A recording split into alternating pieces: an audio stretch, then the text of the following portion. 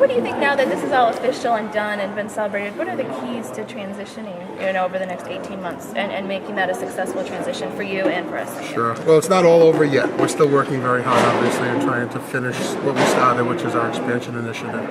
But it was a long 5 months, as you know, and a lot went on. And President Turner and Steve worked very hard with me and our other presidents and athletic directors to get the outcome that we got. And as you saw from the banners that we put in Times Square, and we were very excited about it all. The next 18 months, the transition, as you said, is going to be one where we fine-tune what we've done already.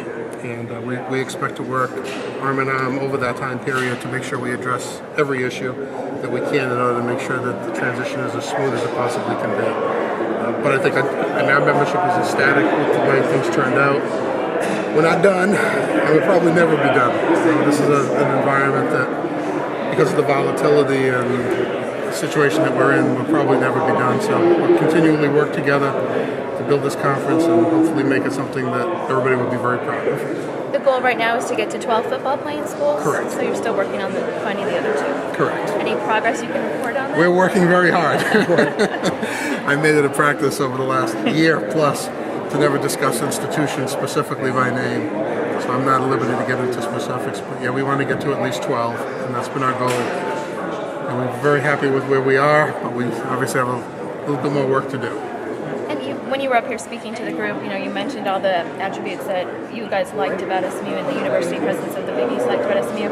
Were there any concerns? You mentioned the alumni attendance at SMU ranks more toward the bottom of the league that they'll be joining the Big East and even some of the other schools you brought in. Do you worry about that? Or? And in the analysis that President Turner mentioned when he talked about U.S. News and World Report, we did all of that. We shared that with all of our presidents, along with the schools that we were recruiting at the time, because we did analysis from attendance to obviously academics and everything in between.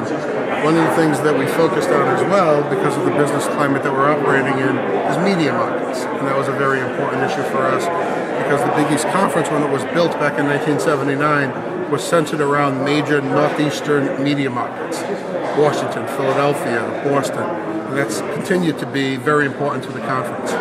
And when you look at the number of households, as I mentioned earlier, that we represent, literally we are by far, almost by 2 to 1, the conference that represents the most households in America because of our northeast population-based areas. 26 million is the total? 28 million total. 28 million, okay. I was wondering if that increased, because it increased by 6%, we increased, which is now 28. correct, Okay. correct. So especially now that, as you know, we're the last of the major conferences to go to market with our television rights, and that comes in September of 2012. So we needed to make sure that we were well positioned for that, and we feel now, at least at this point, that we're very well positioned for that. And like I said, we still have a little bit more work to do, but we'll be even better positioned in the next few months. How much of this move of SMU to the Big East was you recruiting SMU as opposed to SMU lobbying for a spot in your conference? I think it was mutual. We were both obviously on the phone a lot with each other.